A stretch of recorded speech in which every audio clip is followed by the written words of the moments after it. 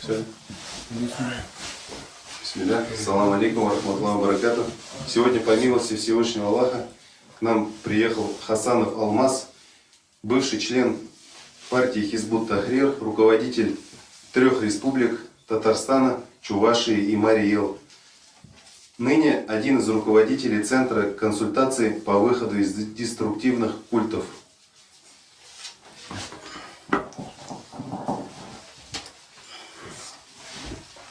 Альхамдулиллахи раббил аламин, вассаляту вассаляму аля расулиллахи ва алейхи ва асхаби аджмаин. Альхамдулиллахи, что Аллах собрал нас всех. И я думаю, что мы все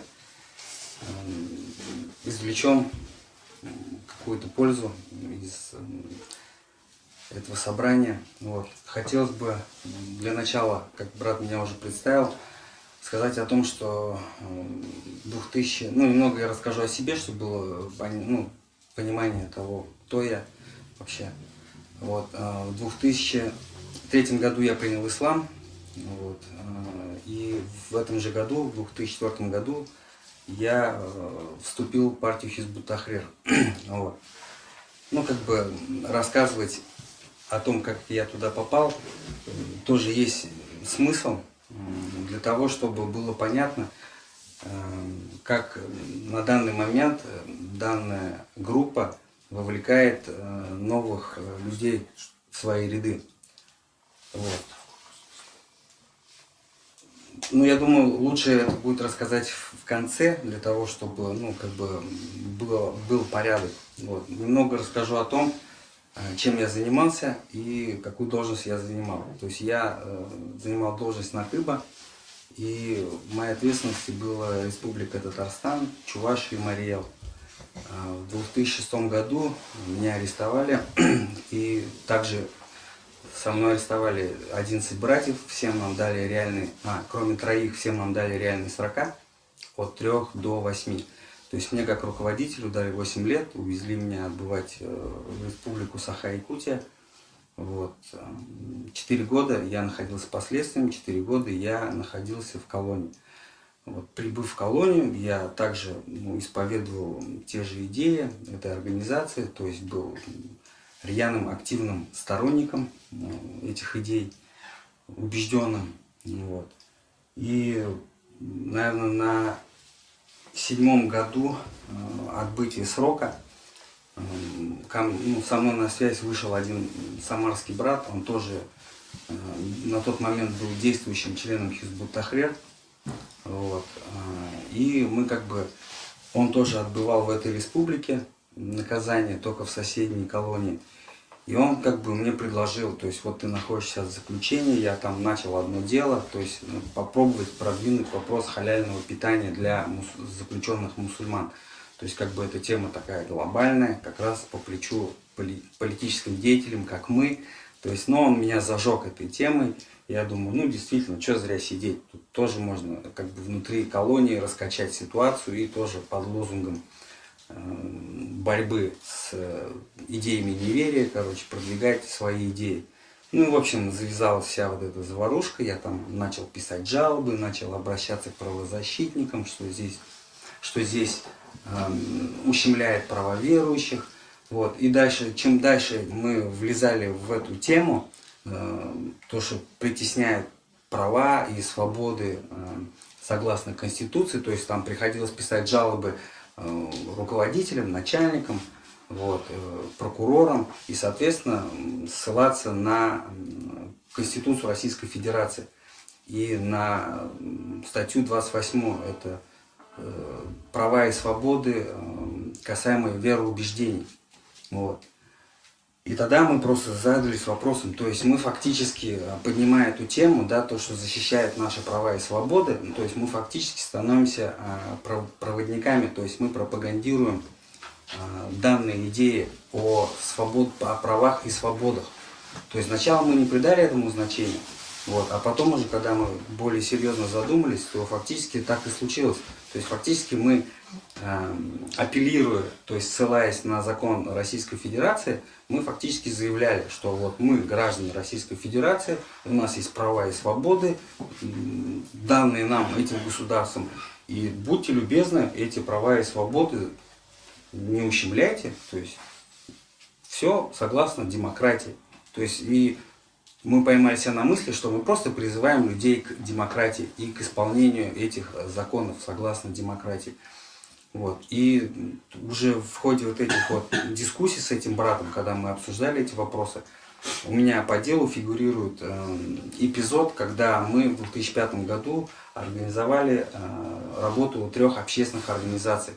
То есть сверху нам от руководства пришло указание создать одну правозащитную, одну молодежную и одну религиозную общественную организацию для того, чтобы под их прикрытием двигаться и там пытаться открывать двери там, в кабинеты министров, там, образования, там, дальше больше. Вот, то есть приобрести какой-то общественный статус.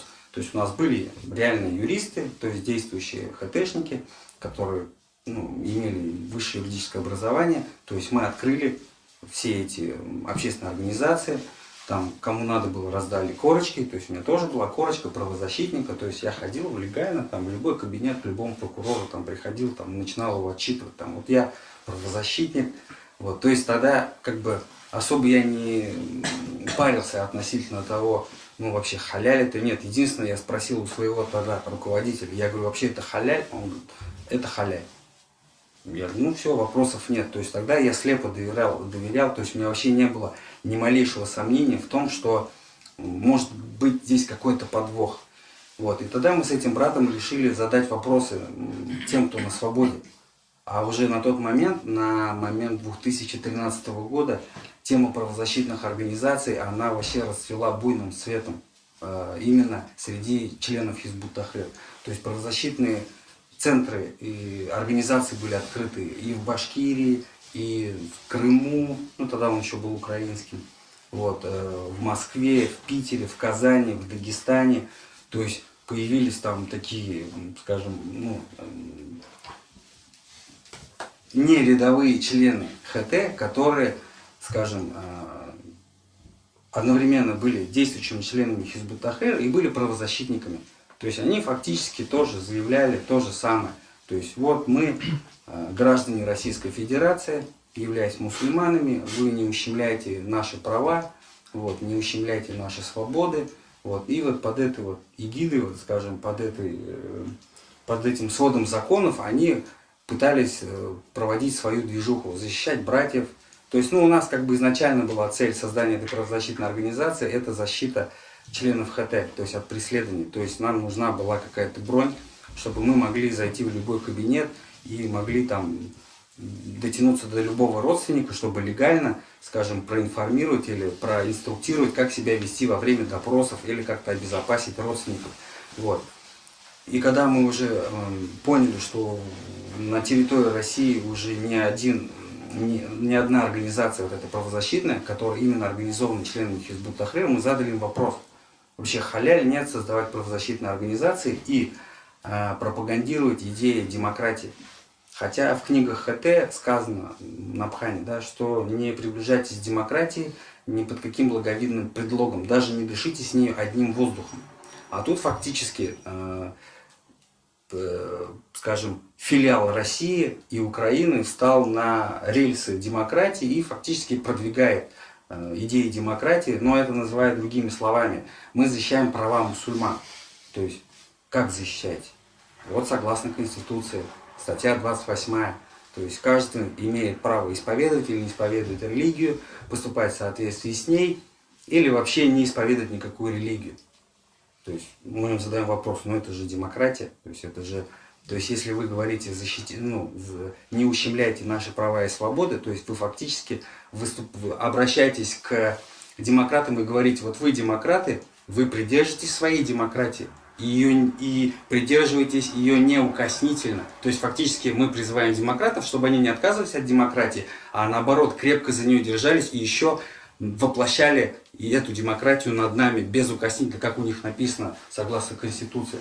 В общем, мы задали эти вопросы в письменном виде, а брат говорит, я, уже 2 года пытаюсь достучаться до Амира, задавая вопросы относительно территории не Маджаль. То есть у него уже до этого скопились какие-то вопросы, просто он не знал, он на какие-то форумы там выкладывал эти вопросы, вот, меня, говорит, вообще все педалят, никто мои вопросы не отправляет наверх, и я вот здесь вот варюсь, короче, в собственном соку. Ну, типа, давай вместе попробуем. Ты, говорит, еще свеженький, ты вроде бы еще и там руководителем был, там не последний человек, может быть, тебя услышат. Я задал этот вопрос, мне сказали, ты, говорит, сиди, скажем, на попе ровно, извиняюсь за выражение, ты, говорит, освободись, мы тебе все объясним. Ты давай шум не поднимай, вообще сиди ровно, вообще там ничего не предпринимай. Тебе остался год, все, досиди этот год и выходи. Я говорю, подожди, как так? Я говорю, так не пойдет. Я говорю, вы мне дайте ответ на мой вопрос. Вообще халяль создавать правозащитные организации, быть членом этой организации и защищать права и свободы согласно действующей Конституции Российской Федерации. В общем, полгода мы добивались ответа, и ответ пришел. Пришел ответ от Абураштов. Ответ был братьям на вопрос из Таджикистана. Они задают такой вопрос. Наших сестер арестовали. Халяль нам нанять или пригласить правозащитников, чтобы они сходили и узнали, как дела у наших сестер. И каким-либо образом посодействовали, чтобы их там не пытали или еще как-то не притесняли. Он говорит, халяль. Вот, говорит, ответ. Я говорю, подожди, я говорю, а какая связь вообще? Я говорю, какая связь между моим вопросом и этим ответом? Я говорю, это совершенно разные вещи. Я говорю, вы мне конкретно дайте хуком относительно этих правозащитных организаций. В общем, ответ они мне не дали. И мы с братом поняли, что что-то тут не то. Мы сначала заподозрили, что просто в России тупят. Реально. Просто где-то ложанулись, как мы ложанулись в 2005 году, когда открыли вот эту правозащитную организацию. И думали, чтобы, то есть как-то это в России... Мы думали, что амиры не знают, что происходит в России. И мы думали любым способом дотянуться до амиров и задать им прямые вопросы. Мы начали искать выходы на британские офисы. Мы думали, что в России тут просто не понимают нас или не хотят наши вопросы поднимать наверх, чтобы это все открылось. Мы закачали себе переводчики и начали выходить на британские сайты. То есть на британские форумы Хизбут Тахрир.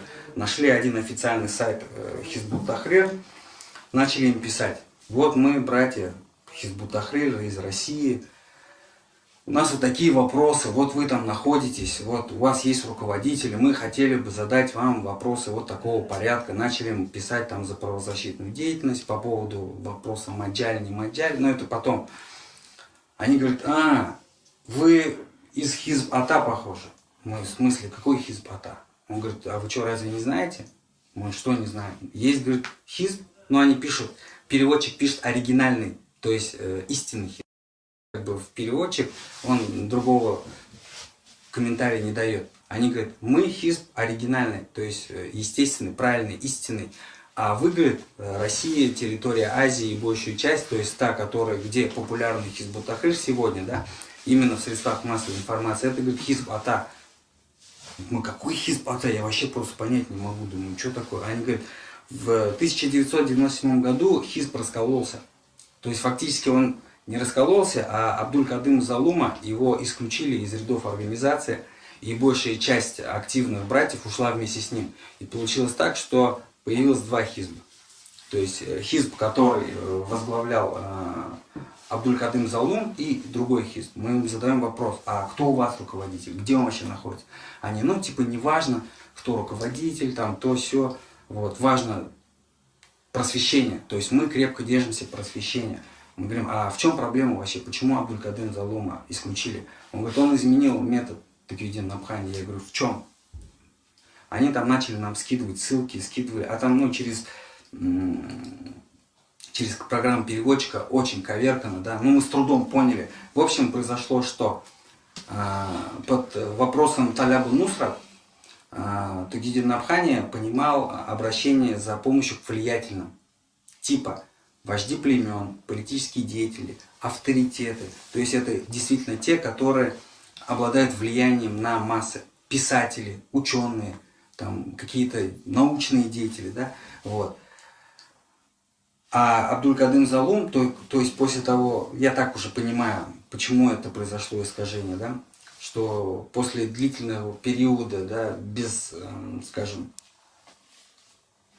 каких-либо продвижений в призыве, да, вот, им пришлось изменить метод. то есть под Талябу Нусрат, они уже начали понимать как к обладающему силой. То есть и после этого начался призыв к офицерам исламских армий. То есть именно, чтобы они взяли, скажем, власть в свои руки. То есть они фактически начали призывать к вооруженному мятежу. То есть они начали призывать офицеров армии мусульманских государств, чтобы те свергли своих правителей и установили шариатское правление. Вот. Ну, как бы у меня это, ну, не клеилось, потому что, ну, как бы это только одна сторона утверждает, да, вот, но здесь нет, конечно, электронного носителя, у меня есть на телефоне обращение Аль-Касаса, это 5-й человек в организации Хизбут Тахрир, и он высказался по ситуации в Сирии, потому что возникли разногласия. То есть действующие члены Хизбут Тахрир спрашивают, вообще нам Фарс участвует в джихаде в Сирии или нет. То есть как вообще нам поступать. Вот. И его ответ был такой, что Хизбут Тахрир, политической партии, ни в каких вооруженных действиях мы не участвуем, но каждый мусульманин обязан свергнуть власть Асада для того, чтобы установить исламское правление. Но мы организация не военная, мы политическая. То есть фактически он говорит, ну, как бы завуалированно, да, каждый мусульманин, как частное лицо, да, он должен выступать на джихаде. Но мы, как организация, у нас другой метод, да. Вот. То есть фактически он не то, что дал добро, да, а он санкционировал, да, то есть сделал обязательным для каждого члена Хизбут Тахрир, как для простого рядового мусульманина является обязательным выступать на джихаде. Вот. Это было обращение на официальном сайте Хизбут Тахрир. Вот. И как бы потом уже у меня начало всплывать в памяти, да, вот эти прокламации к офицерам армии для того, чтобы они свергли. Вот. А хотя, кто может быть знаком с просвещением Хизба, в их программе Хизбут Тахрир говорится о том, что любое вооруженное противостояние запрещено на территории не Маджаль. То есть не то, что не территория не Маджаль, а пока нету исламского правления. То есть вооруженный мятеж в данной ситуации, да, он запрещен. То есть фактически они просто, скажем, начали выступать против просвещения на Абхане. То есть потому что, ну, как бы уже безвыходная ситуация, да, вот. И тогда мы дальше начали задавать вопросы относительно доклад не Маджаль. Есть такая прокламация, она была выпущена в 93-м году, это в каком-то там номере Аль-Вая журнала. Там говорится о том, то есть дават не Маджаль. Маджаль — это территория, где планируется взятие власти для установления исламского государства. Не Маджаль — это территория, где не планируется. И расписан список идет, да, государств, где не планируется, в том числе Россия. То есть Россия, Америка, Австралия, то есть это те страны, где не планируется взятие власти. И расписан порядок действий, то есть что они должны делать, то есть члены Хизбут Тахрир. Они должны вести идеологическую борьбу, то есть запрещено вести политическую борьбу для взятия власти. И расписано, что подразумевается под идеологической борьбой, то есть раскрытие вот таких мыслей, там, единство ума, ислам как система, там, и братство в исламе, да, то есть около 7 пунктов, да, вот. Но в книжке «Партийное сплочение» там есть, так, скажем, такой раздел, там пункты, да, появления или рождения Хизба. И вот одним из пунктов Набхани пишет, что вначале появляется клетка, она начинает размножаться, она начинает развиваться, начинает делиться, потом появляется идейная группа. После того, как появилась идейная группа, она начинает подвергаться гонениям, она ветрам, там, бурям, да, то есть она входит в политическую жизнь, то есть ее начинает трясти, то есть она начинает свою борьбу, да, вот. И если она, говорит, выстоит в этой борьбе, то есть эта идейная группа, она превращается в идеологический хизб. И идеологический хизб, единственный его метод – это идеологическая и политическая борьба. То есть критика мыслей и политическая борьба, целью которой должно быть взятие власти. То есть единственный критерий идеологического хизба – это идеологическая и политическая борьба. Вот. Тогда у меня с этим братом возник вопрос. То есть, если в прокламации Давлат Немаджаль говорится о том, что в странах Немаджаль запрещено вести политическую борьбу, а нужно вести только идеологическую борьбу, а Набхани пишет в своей брошюре, что идеологический Хизбут Тахрир, идеологическая политическая партия, она только тогда идеологическая партия, когда ведет идеологическую политическую борьбу. То есть получается, что в России вообще хизба нет. Это какая-то фракция. То есть это не до хизб. То есть который ведет идеологическую борьбу, но не ведет политическую борьбу. То есть это не идеологический хизб. Это просто какая-то смесь. Мы задали братьям в Британии вот этот вопрос. Они там, мы им задали вопрос, вот вы в Британии живете, у вас там страна не Маджаль. То есть, как вообще было принято решение о том, что арабские страны являются Маджаль? Если посмотреть реально, если все-таки этот вопрос не Маджаля, он является разумным, он не является посредством иджтихада. То есть они посмотрели на реальность, на силу арабского языка и решили, что наилучшие земли для возобновления и возрождения это там, где был ислам. Вот. Но с другой стороны посмотреть, да, что арабские страны на сегодня, да, это самые упадочные именно в плане исламской мысли. То есть там застой настолько, и там идеологическая борьба со стороны Запада была настолько проведена сильно, да, что там разрушения такие, что проще создать халифат, если уж речь идет о халифате в Британии, потому что в 2013 году братья британцы, то есть рыжебородые британцы, вот, они, скажем, оккупировали несколько территорий Лондона и сказали, это территория шариата. Вот у нас наша полиция нравов, они останавливают женщин в мини-юбках с пивом и говорят, слушайте, здесь нельзя в этом ходить. Мы вас предупреждаем по-хорошему, уходите отсюда, да. Потом это район Бирмингема, потом некоторые небольшие города тоже объявили это зоной шариата. То есть, и как бы, если так здраво смотреть на вещи, да, то, скажем, британцы, не исповедовавшие ислам, не принимавшие ислам, да, то есть они чисты, как чистый лист, да, то есть когда они принимают ислам, они его принимают именно не как традицию, как это происходит в арабских странах, да, вот, то есть они намаз читают до 15 лет, до тех пор, пока папа бьет. Как только папа перестает бить, все, намаз перестают читать, да, то есть подавляющая часть арабского населения именно такой ислам исповедует.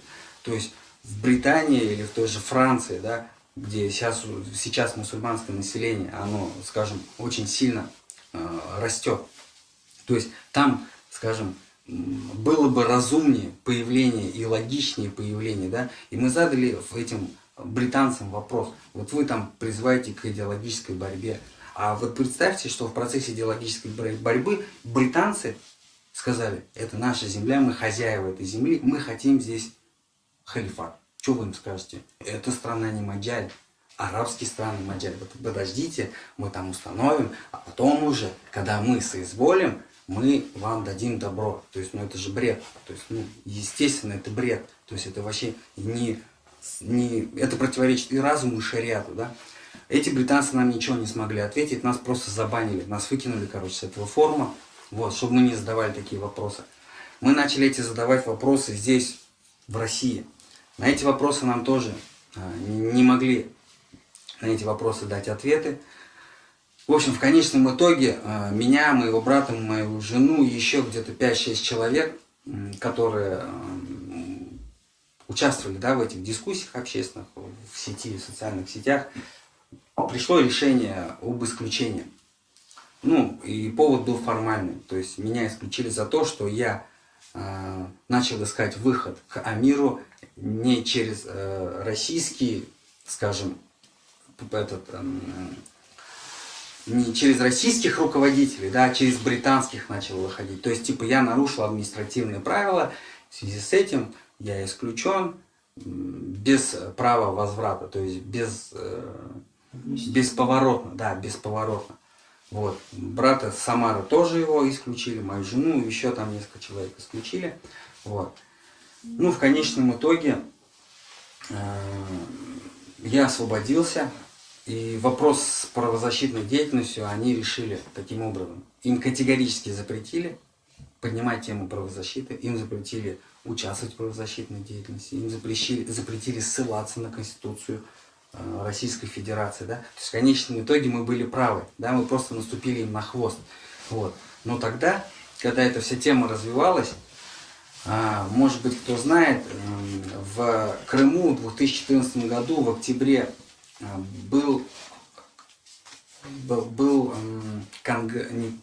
конференция Тахрир.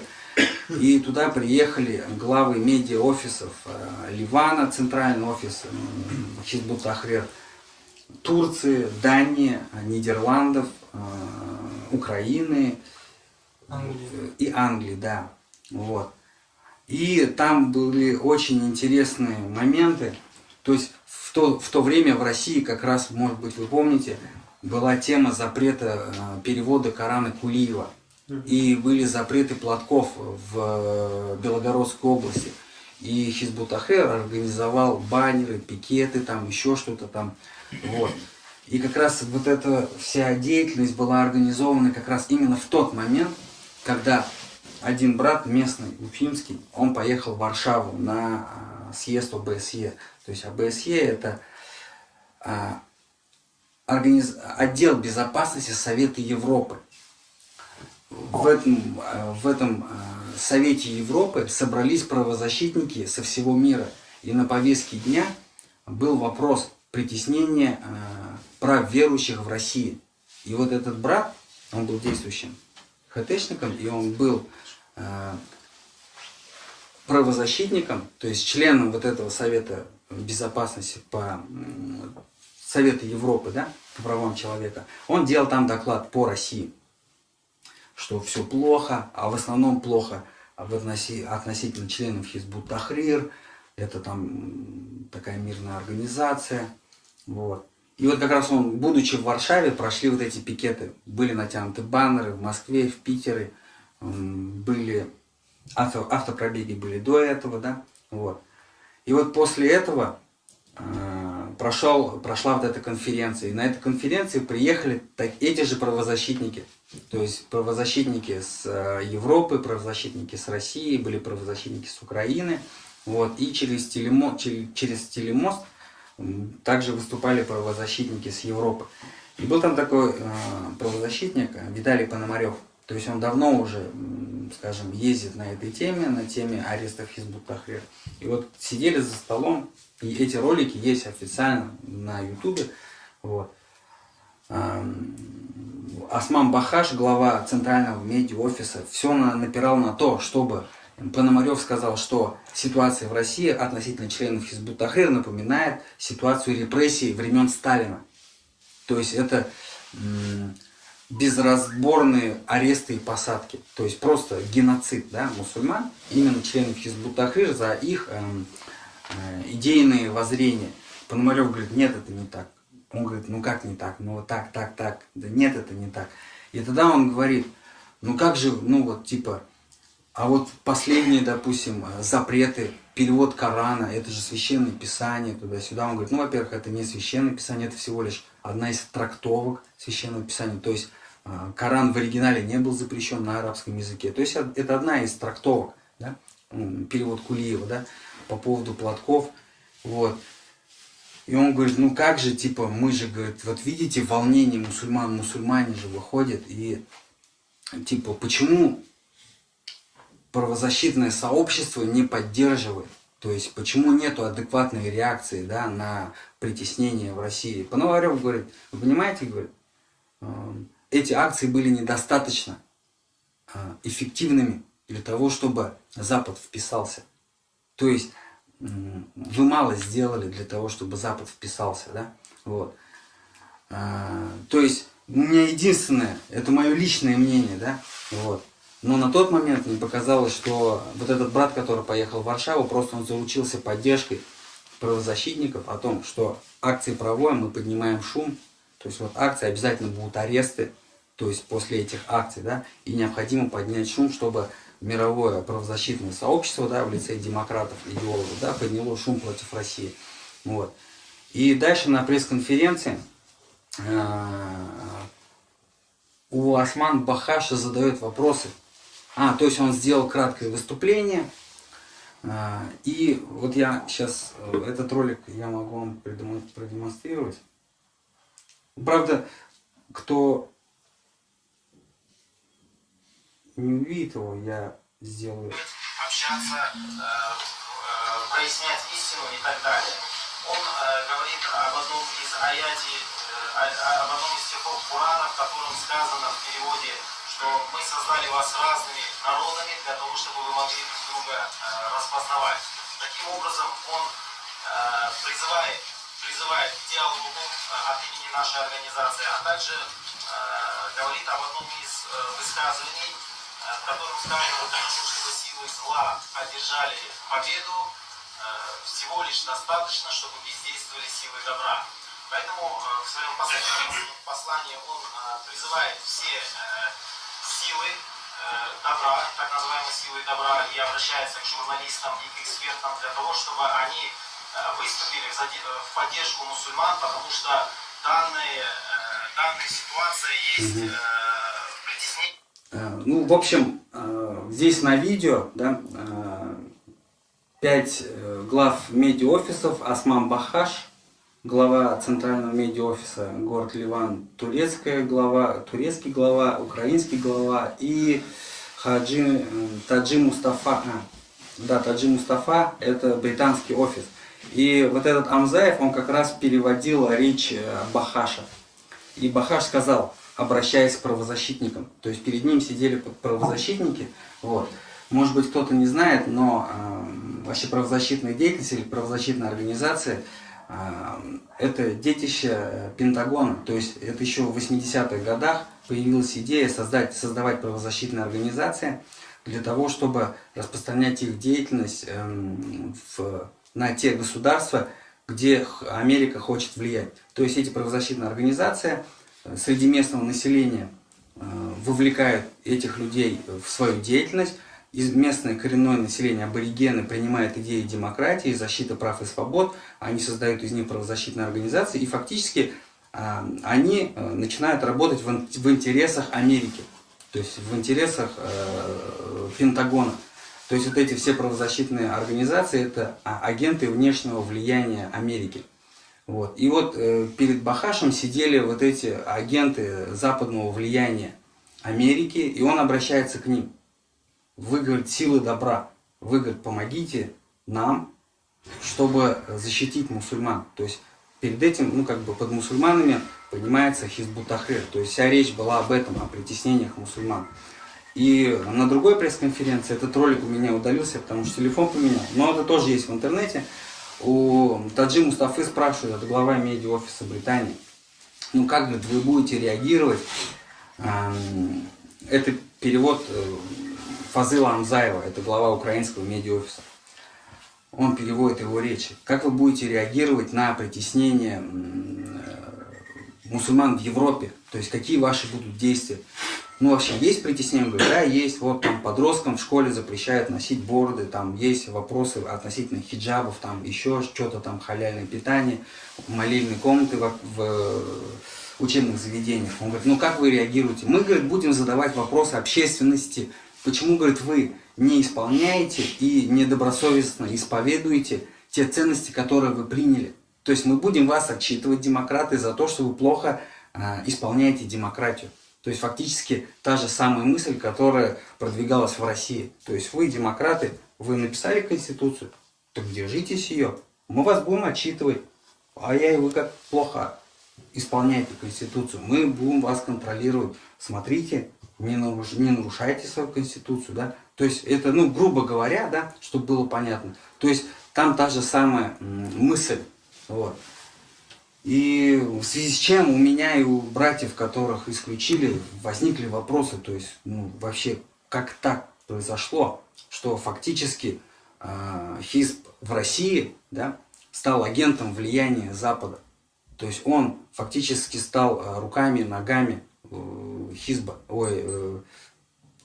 западных государств, да, и я просто начал думать, да, то есть, ну, какая связь, то есть, как могли взять Хизб, или за что могли взять Хизб, или что могли предложить, да, Хизбу для того, чтобы склонить Хизб, да, влиять на ситуацию в России, вот. Ну и ответ нашелся, на самом деле он простой, да. Кто-нибудь, кто знаком с деятельностью ХТ, задавал себе вопрос, в чем сила ХТ? Кто-то говорит, это просвещение, это сплоченность, или там еще что-то там, это такой фикрат, там, кристаллизация, да. Вот, на самом деле, например, полгода тому назад в Индонезии прошла конференция, тоже под тему там халифат, вот, там было около 17 тысяч алимов, как заявляют комментаторы Хизбут-Тахрир. И все они единогласно сошлись на мнении, что восстанавливать исламский образ жизни фарс. То есть откуда мы вообще и откуда люди узнали о том, что в Бангладеш, в Индонезии прошла эта конференция. То есть это хорошая работа средств массовой информации. То есть где-нибудь что-нибудь произойдет, то есть вот сегодня открываем социальные сети, любую социальную сеть, да, мы видим ролики с любого конца мира, да, то есть там работают журналисты, которые молниеносно фиксируют события и отправляют, да, вот, например, когда брали Алеппо, вот, в Турции, в Анкаре перед посольством России собрались люди, турки, ну не только турки, да, жители Анкары, приблизительно 130 тысяч, 134 тысячи людей вышло и скандировали, да, скандировали там лозунги «Путин убийца», там «Россия убийца», вот, и тут же Хизб пишет, ну там тоже участвовали члены Хизбут-Тахрир с флагами, говорит, вот Хизб проводит манифестации, да, то есть медиа-офисы, то есть только медиа-офисы. Сила Хизба, да, это в том, что они могут быстро передавать информацию. И эту информацию получают широкие массы. То есть раньше, когда не было интернета, было печатное издание. Брошюры, прокламации, газеты. Сейчас с появлением интернета это социальные сети, ролики, форумы, сайты. Вот. Теперь, где основные медиа-офисы находятся в Хизбут-Тахрир? Они находятся в Великобритании, Дании, Нидерландах, Швеции.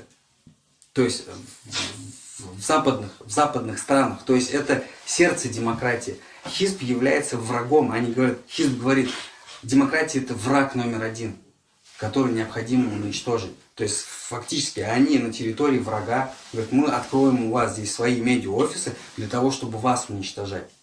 И спецслужбы этих западных государств, да пожалуйста, мы не против, конечно, разрушайте. То есть, ну, быть такого не может, да, просто это, ну, вот. То есть, я так полагаю, что это тоже мои личные мысли, да, просто поставили вопрос, или поставили такой выбор, от которого они не смогли отказаться. Либо мы полностью вас запрещаем на территории западных государств, либо вы поможете нам относительно России. То есть много мы не требуем. То есть России кому нужно? России никому не нужна. Халифат хотите там делать? Нет. Что у вас там есть?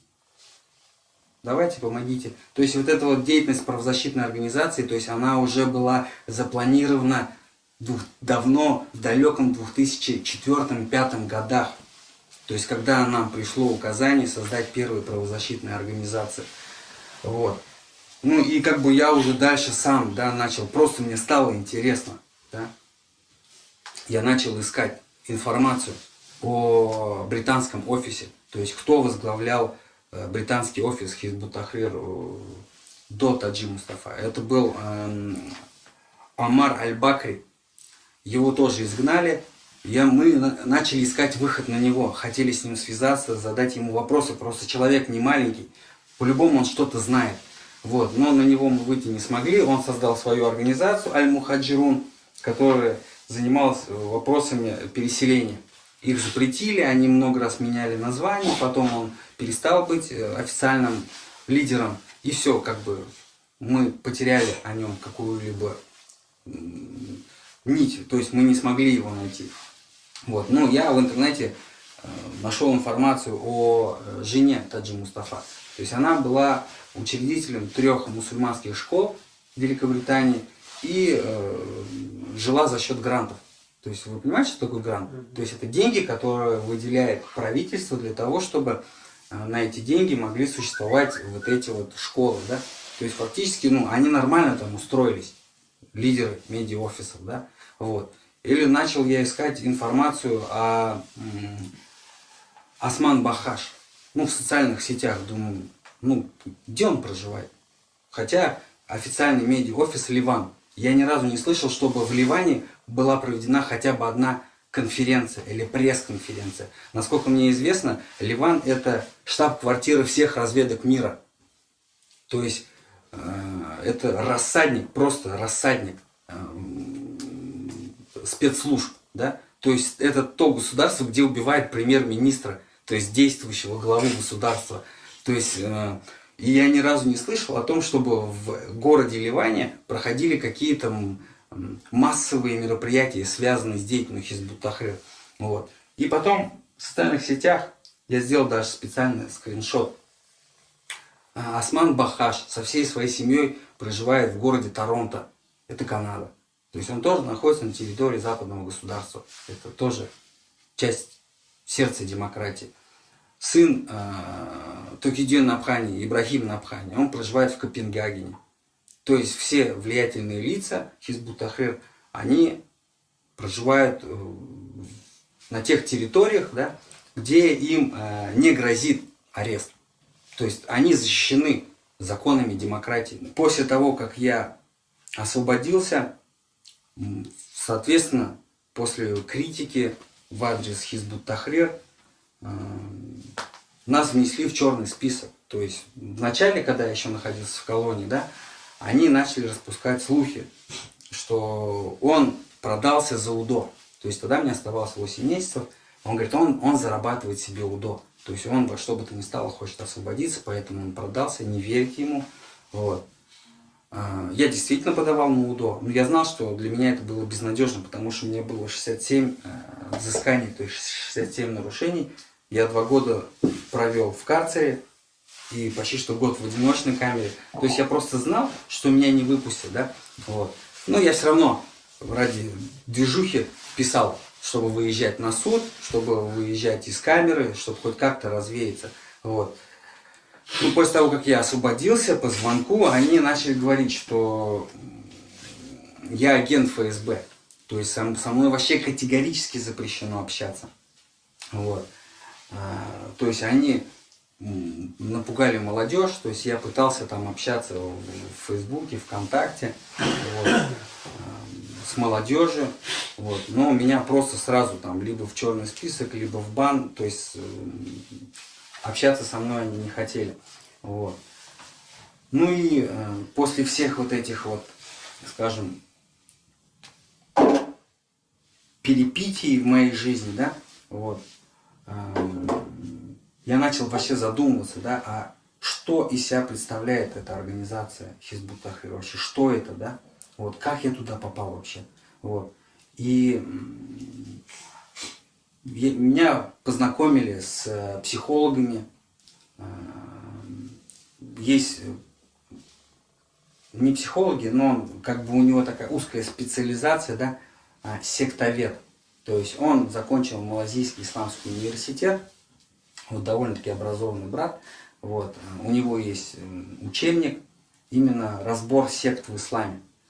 То есть все направления там и в шиизме, и среди шиитов, и сунниты, вот, и те, которые между ними. Вот.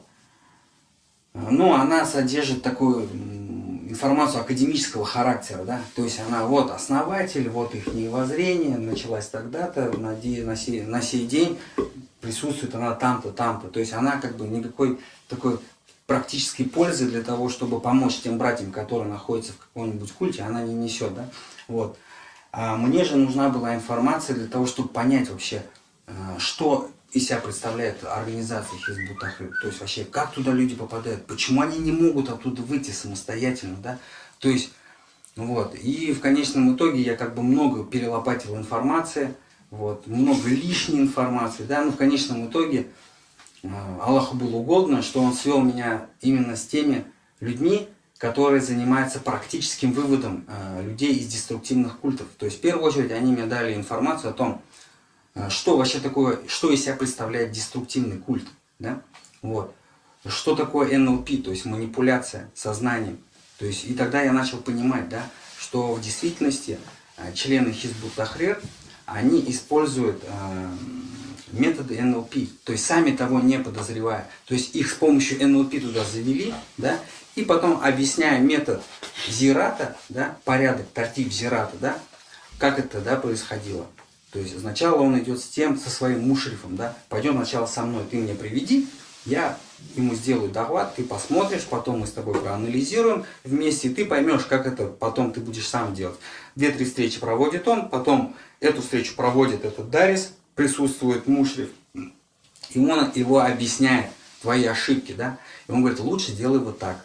Если он задаст этот вопрос, ты подумай на него уже ответ, да, начинай с этого. То есть, как бы, Дариса уже готовит к тому, чтобы он имел дежурные заготовки, дежурные фразы, дежурные вопросы, с помощью которых он сможет общаться, да. То есть я, будучи членом Хизбут-Тахрир, я не понимал, что как это воздействует вообще на психику человека, да. Но уже подробно изучив этот вопрос НЛП, манипуляции сознанием, я понял, да, что в действительности эта группа, она использует вот эти механизмы.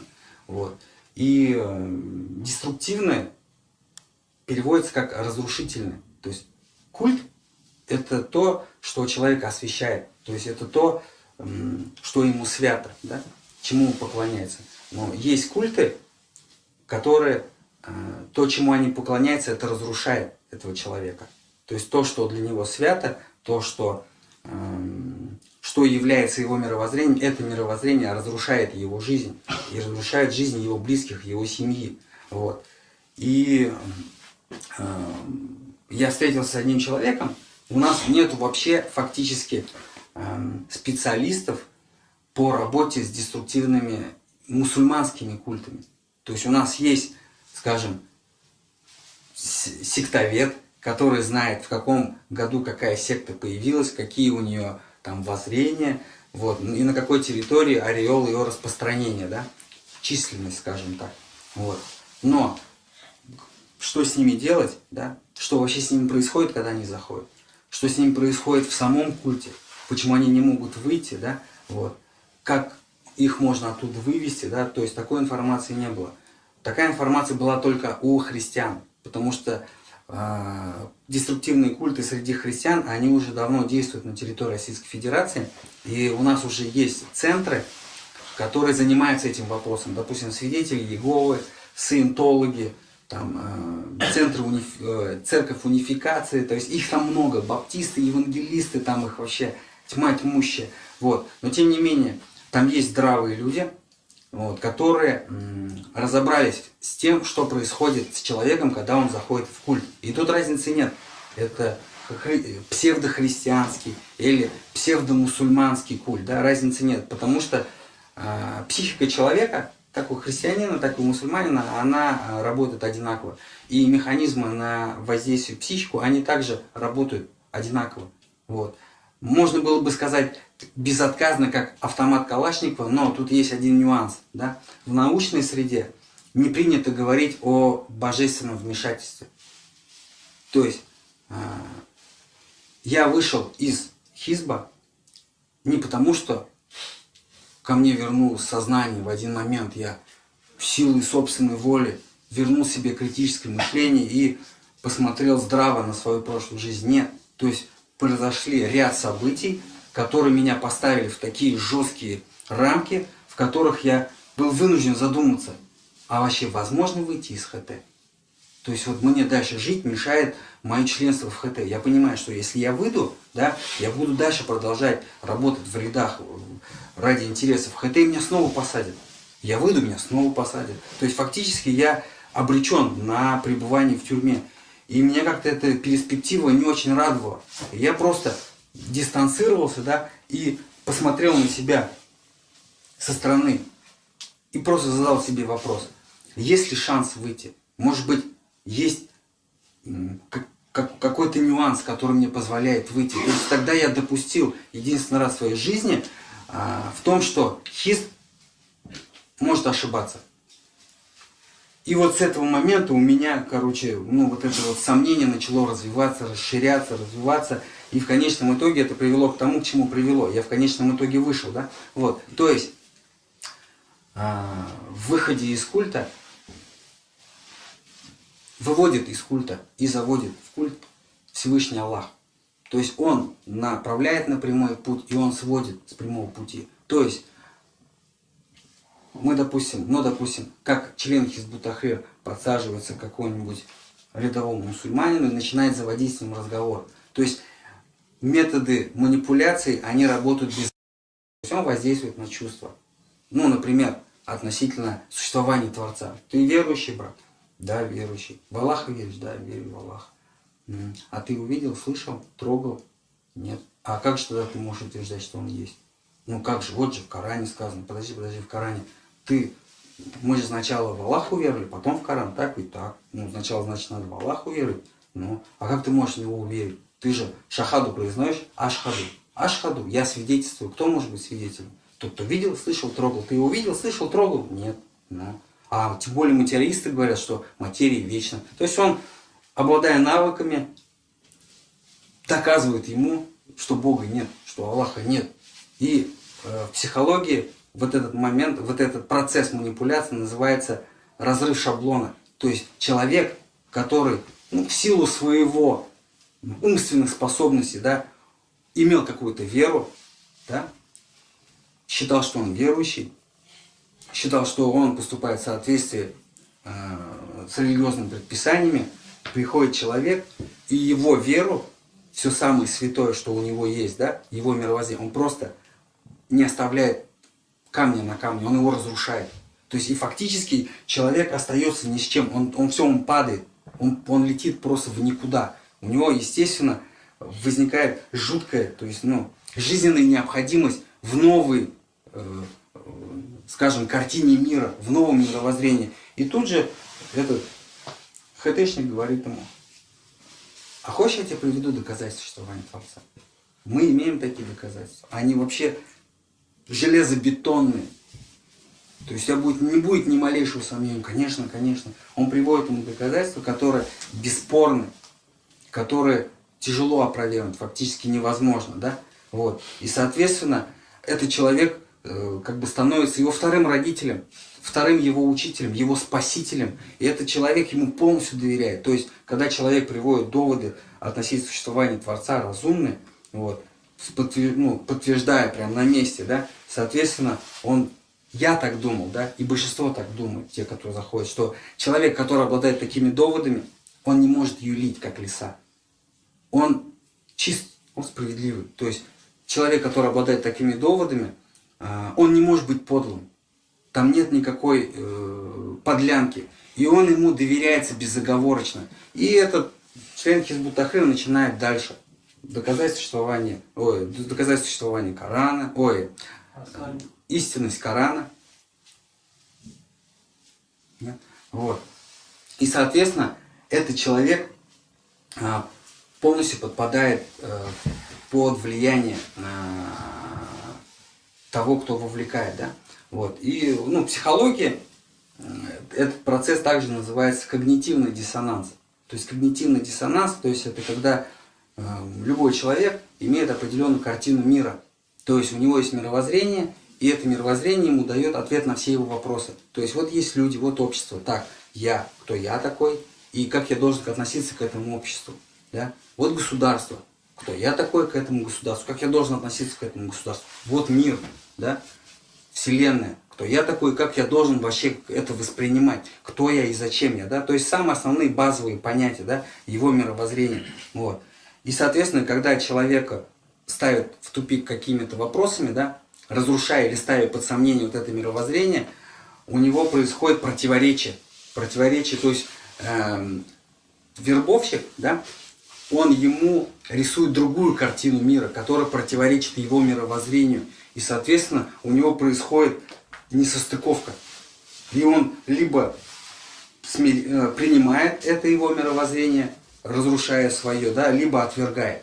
Вот. Ну и как правило, да, бывает и разные. И когда люди отвергают, если человек отвергает, он говорит, а, да ты тупой, да он больной, короче. То есть ему сразу вешается ярлык, все это, короче, личность к нему, то есть на него сразу вешается ярлык, что он не размышляющий. Он не размышляющий, вот. С ним не работать, я уже с ним поработал. Все, он не размышляющий. То есть все к нему не подходит, да. А тот, на кого это имеет воздействие, с ним работают дальше, проводят тартиб зирата. Ему объясняют, что ислам это система жизни, а сегодня этой системы ислама нету, сегодня мы все грешники, оправдания у нас не будет, будет единственное оправдание только у кого? У тех, кто работает на пути восстановления исламского государства. А ты знаешь хоть какую-то организацию? А такая организация есть, это Хизбут Тахрир, то есть все. То есть он уже, как бы, есть еще там много, да, ряд инструментов, которые используют, да, те, которые вовлекают. Например, навешивают чувство вины. То есть это очень мощный инструмент для того, чтобы воздействовать на психику человека, тем более верующего, тем более мусульманина, тем более в то время, когда мусульман реально убивают, реально уничтожают, да, происходит геноцид, вот, в отношении мусульманских народов, да, вот, ему говорят, ты, брат, слышал там, что там в Сирии происходит, в Бирме происходит, ты слышал? Нет, брат, а что там? А там убивают, там, то и все. Вот. А ты что, чем занимаешься? Работаешь, да? Да, семья есть, наверное. Ешь сыто, да? Спишь сладко, да? Да. Ну, а там люди умирают с голода. Тебе вообще нормально, нет? То есть ты ешь нормально, пьешь нормально, зная. Или, может, ты не знаешь, вообще ты знаешь. Сейчас ты знаешь, да? Ты в курсе, что ты будешь отвечать за то, что там происходит? Ты вообще что-нибудь делаешь для того, чтобы там что-то изменилось? Что он может сделать, чтобы там что-то изменилось? То есть он на него вешает то, да, в чем он фактически не ответственен. Он не несет за это ответственность, этот человек. Да? Они на него навешивают чувство вины, соответственно, он, чтобы снять это чувство вины, говорит, а что делать-то надо? Как что делать? А что вообще может изменить ситуацию в глобальном плане? Ты вообще знаешь, что может изменить ситуацию в глобальном плане?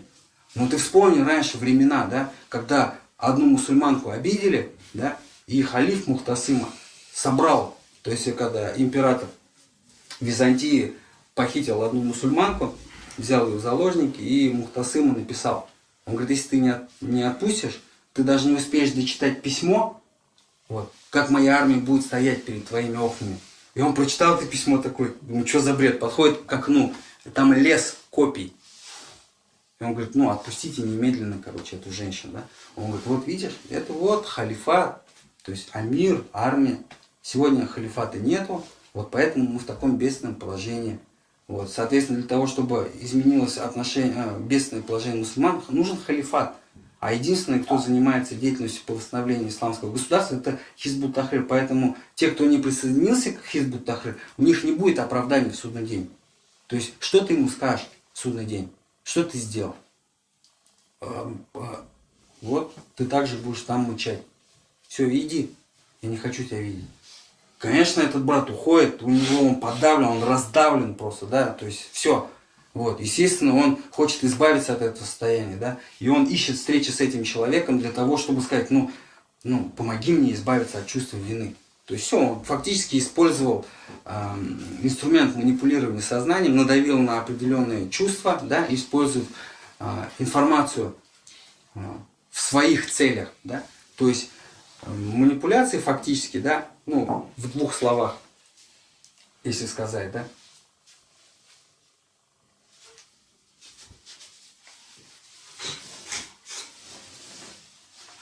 Мы просто...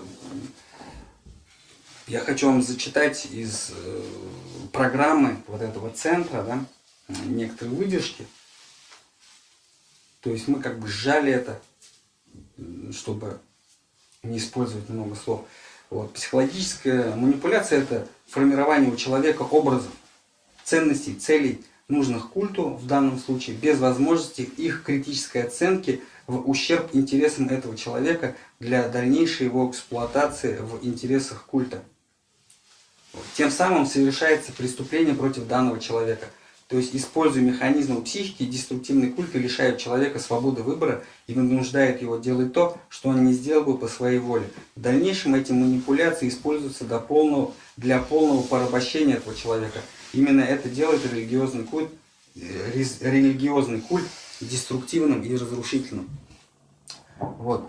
Ну, скажу в двух словах, да, то есть для тех, кто не был, допустим, не знаком, да, с деятельностью партии Хизб ут-Тахрир, не был дайрисом, там, не был членом Хизб ут-Тахрир, да, то есть что происходит уже в самом культе, когда человек заходит, да, то есть его жестко ограничивают в рамках мышления, да, то есть он говорит, вот есть просвещение, 2 раза в неделю халакаты, 1 раз в неделю встречи с ответственным.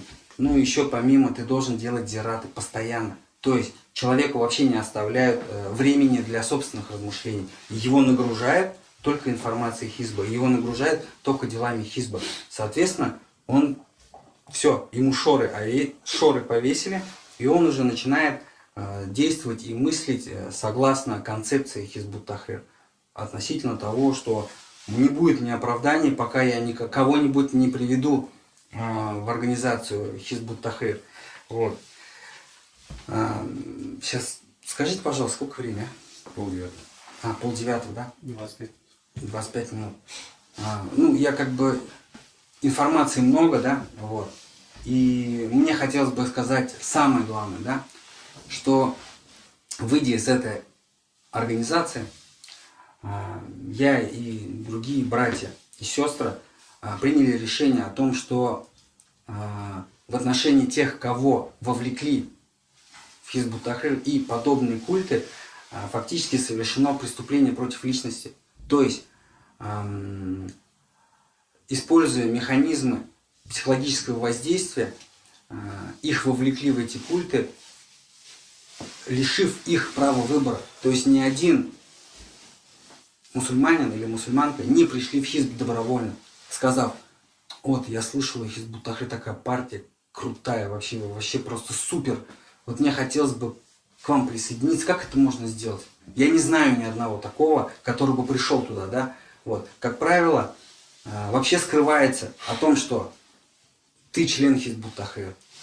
Скрывается, то есть есть тартиб зирата, сначала расположение, то есть сближайтесь, чтобы он тебе доверял. Потом разные темы, братство, единство, взаимопонимание, Аллах, Коран, Кадар, да, то есть, ну, тартиб зирата проходим. Только потом уже, когда вы его фактически склонили, да, то есть фактически вскрыли его защиту, да, то есть и можете уже дальше его обрабатывать, то есть формировать нужную культу личность, да, то есть тогда уже открывается, то есть когда уже у человека нету выбора, когда уже ему говорят о том, что я из партии Хизб ут-Тахрир, и эта партия дает вот эти знания, то уже человек не имеет выбора сказать, вы Хизб ут-Тахрир, ну тогда мне с вами не по пути. То есть фактически человека уже обработали, и когда уже ему говорится о партии, у него уже нет выбора, войти в эту партию или не входить. Вот. И вот мы с братьями, с бывшими членами Хизб ут-Тахрир решили создать некое подобие центра. То есть это произошло после того, как мы предпринимали множество попыток вывести братьев и сестер. Да? Уже на данный момент, уже только по Татарстану, человек 15 вышло оттуда, действующих. Вот. Ну и в процессе общения с этими братьями и сестрами, да, мы поняли, что нам не хватает, скажем, недостаточно знаний для того, чтобы помочь этим братьям. Вот. И вот родилась идея создания вот этого центра для того, чтобы привлекать более профессиональных психологов и психиатров. Да? Почему? Потому что когда человек находится в этом культе, ему прививают фобии. Фобии, то есть страхи, из-за чего он не может оттуда выйти. То есть почему человек не может оттуда выйти из этого культа? Потому что если он выйдет, ты станешь предателем. Предателем не партии, а предателем ислама и Аллаха. У тебя не будет оправданий. Ты вообще будешь позором. Ты как вообще людям будешь в глаза смотреть? Ты оставил братьев, они в тюрьмах гниют, они борются на пути Аллаха для возвышения Его слова, а ты просто убежал оттуда, да, или там фобии ну, то есть они его прививают ему страхи, чтобы он не мог выйти. Или, например, такой же стереотип, да, ну как бы один из клише мышления о том, что руководство Хизба не ошибается. То есть оно вообще не для обсуждения, оно для выполнения. И то есть фактически человек беспрекословно принимает все то, что приходит сверху. И слова клятвы, да, я принимаю, согласен со всеми идеями и мыслями Хизба, даже если это противоречит моему собственному мнению. То есть это вообще парад абсурда. Да? То есть как здравомыслящий человек может дать клятву в том, что он примет даже то, с чем не согласен. То есть вот мой разум отказывается это принимать, но все равно я это буду принимать. То есть это просто полный вынос мозга, эта клятва. Но эта клятва, я знаю, да, мне объяснили принцип этой клятвы, да, это проверка на вшивость. То есть если человек засомневается, значит он не готов. То есть одним из признаков готовности быть членом Хизб ут-Тахрир это полное растворение с мыслями Хизба и стопроцентное подчинение руководству. Все, два принципа для того, чтобы сказать, что этот человек готов. Да? Если человек скажет, я не как это, я должен принимать то, с чем даже не согласен, что-то это, подожди, все, ты не готов. Давай, все, иди, ты не дорос, да? Чтобы,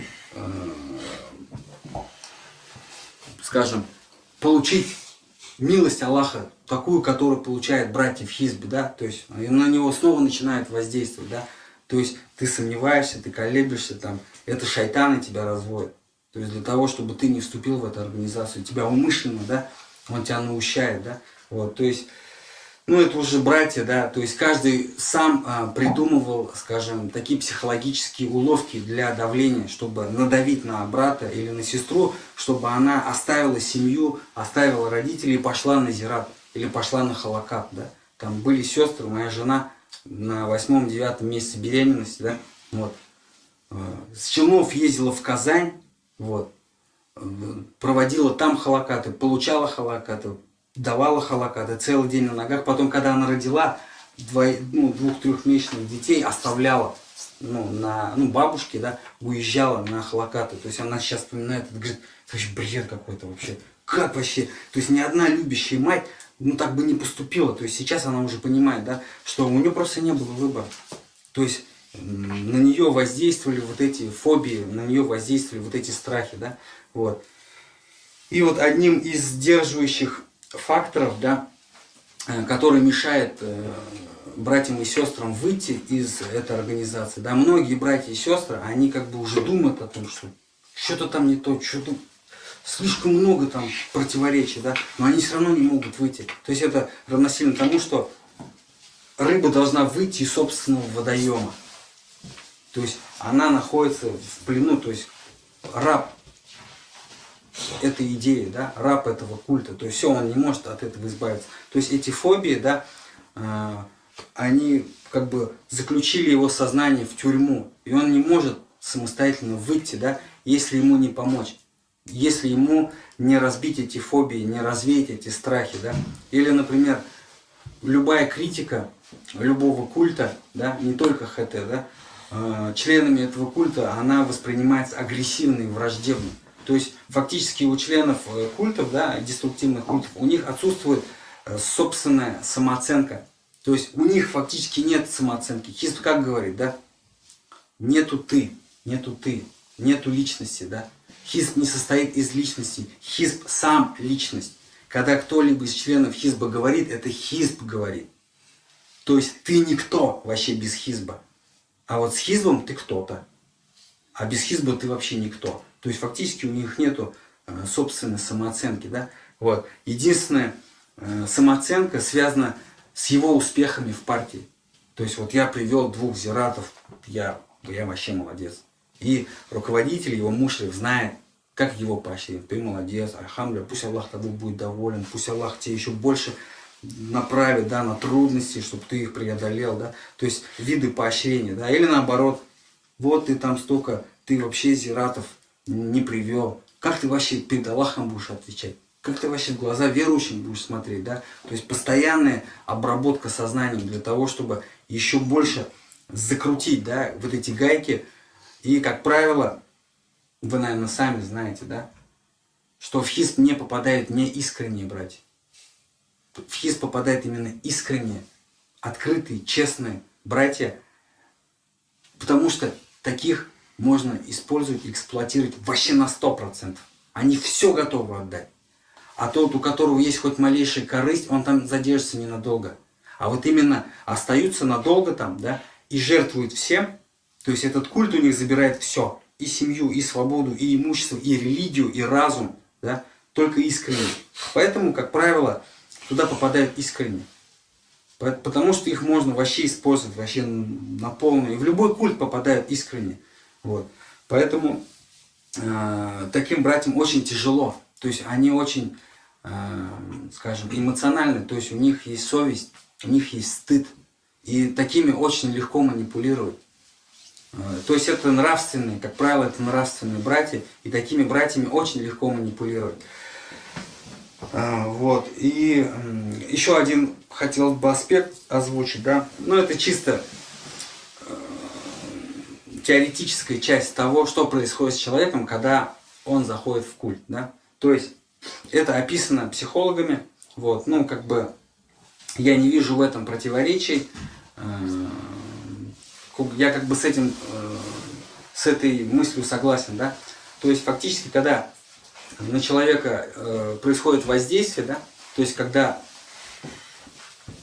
разрушают его прежнюю картину мира посредством вот этих психологических уловок, да, вот этих механизмов, происходит своего рода размораживание, то есть его прежняя докультовая личность, она размораживается, она начинает течь, она теряет структурность.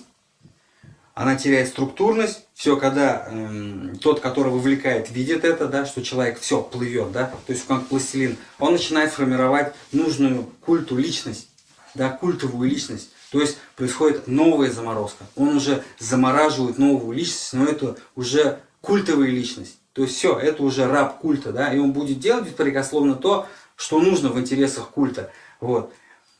И положительный момент по всем этом в том, что докультовая личность, она никуда не исчезает. То есть она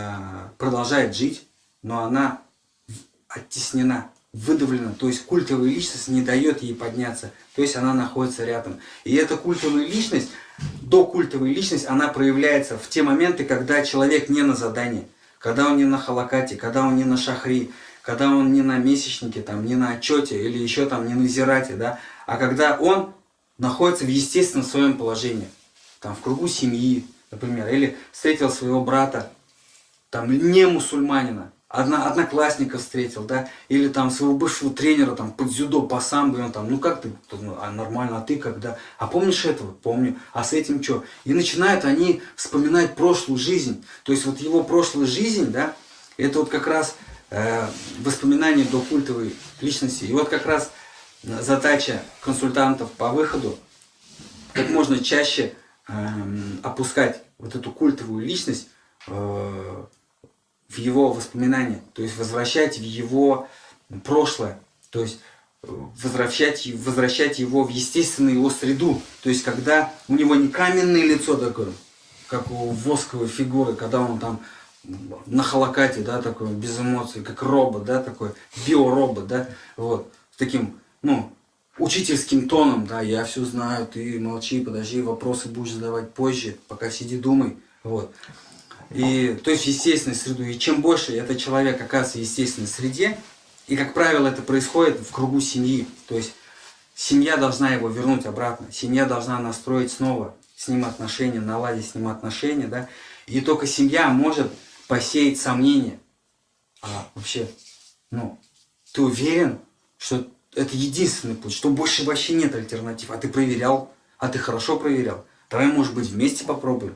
Вот давай, ты какую литературу изучаешь? Я тоже хочу изучить, да? То есть только родители, братья, сестры, близкие, да? Вот. Но никак не бывшие, потому что бывшие члены, как правило, на них стоит блок. То есть бывший член Хизбут Тахрир – это фобия. Все, это агент. который тебя хочет вывести. Это предатель, это зараженный, вот. Они опасные, как вирус, как вирус ВИЧа, да. С ними нельзя контактировать, можешь заразиться, короче. То есть сразу стоит блок, поэтому они не идут на контакт, да. Единственное, с кем они могут пойти на контакт, это родственники. Поэтому вот одним из ключевых, скажем, деятельностей вот этого центра будет работа с родственниками. Вот. Почему я говорю будет? Потому что это фактически анонс.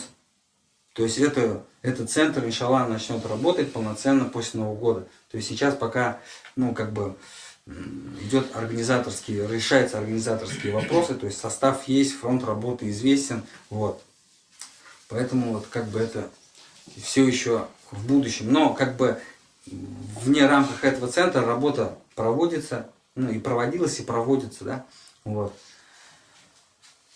Ну, я как бы все, что я хотел сказать. Может быть, у кого-то есть вопросы. Если время позволяет, я бы, ну, был бы не против ответить. Есть такой вопрос. Сестра вопрос задала. Организация находится и есть ХТшники в Уфе. Ну, по поводу второго вопроса, я не знаю, наверное, есть. То есть я знаю ХТшников, и то не всех в Татарском регионе, да, вот, потому что я уже давно не обладаю той конфиденциальной информацией, которой обладают действующие члены ХТ. Наверное, есть, да, мне, по крайней мере, сведения о действующих ХТшниках в Уфе неизвестны.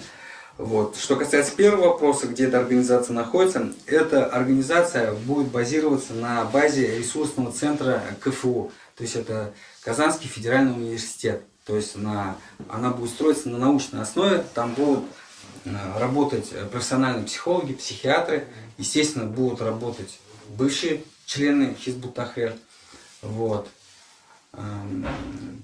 У нас есть группа ВКонтакте, в Фейсбуке, ну вот, кому будет интересно, как бы она сейчас пока не, ну, мало раскручена, мало активна, вот, но в дальнейшем, иншаллах, мы планируем активизировать деятельность, да, вот. Ну и как бы хотелось обратиться к присутствующим, да, помочь тем, кто еще находится в рядах данной организации, вот, для того, чтобы помочь им избавиться от этой зависимости, от зависимости деструктивного культа. Вот. То есть, что необходимо сделать? То есть, довести до родителей этих ребят, да, что есть такой центр, который может предоставить информацию, которая бы помогла или бы способствовала тому, что этот человек по милости Аллаха выйдет из этой организации. Вот.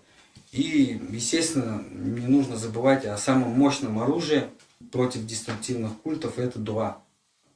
Только милость Аллаха может нас защитить и избавить, да, от этой напасти. Вот. Если вопросов нет, Как называется группа ВКонтакте? Группа ВКонтакте, сейчас, если мне не изменяет память, это Центр консультации по выходу из деструктивных культов. Она есть в Фейсбуке и есть ВКонтакте. Ну, это получается не только ХТ будет касаться, там сейчас же много всяких. Ну, дело в том, что они там еще деструктивные культы это не только ХТ. Просто почему я говорю о ХТ, потому что у меня есть реальный опыт столкновения с данной организацией. Вот, и как бы все деструктивные культы, что и псевдохристианские, и псевдомусульманские, они однотипны. И схемы с небольшой разницей одинаковые. Ну, псевдохристианские, они в основном воздействуют именно на то, что они подлавливают человека, да, когда у него,